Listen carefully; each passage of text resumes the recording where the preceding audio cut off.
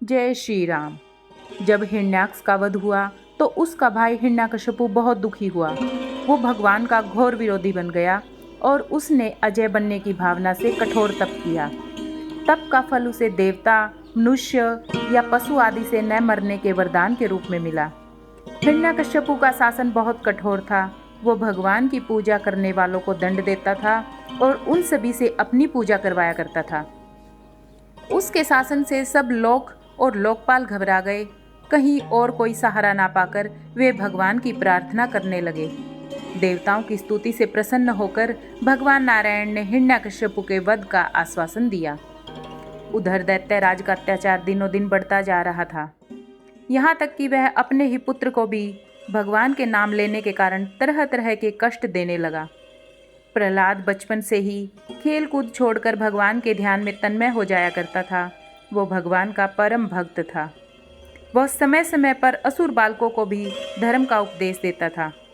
यह देखकर हिरण्यकश्यपु को बहुत क्रोध आया और उसने प्रहलाद को अपने दरबार में बुलाया और डांटते हुए कहा, रे मूर्ख, तू बड़ा उद्दंड हो गया है। तूने किसके बल पर मेरी आज्ञा के विरुद्ध काम किया? इस पर प्रहलाद ने कहा, पिताजी, ब्रह्मा से लेकर तिनके तक सब छोटे बड़े चराचर जीवों को भगवान ने ही अपने वश में कर रखा है।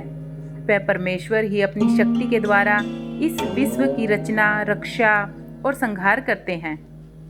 प्रहलाद की बात सुनकर हिरण्यकश्यपु का शरीर क्रोध के मारे थर थर कांपने लगा। उसने प्रहलाद से कहा, रे मंदबुद्धि, यदि तेरा भगवान हर जगह है तो बता, इस खंबे में क्यों नहीं दिखता? और ये कहकर तलवार उठाकर खंबे पर जोर से वार किया। उसी समय उस खंबे के भीतर से नरसिंह भगवान प्रकट हुए। उनका आधा शरीर सिंह का था और आधा शरीर मनुष्य के रूप में।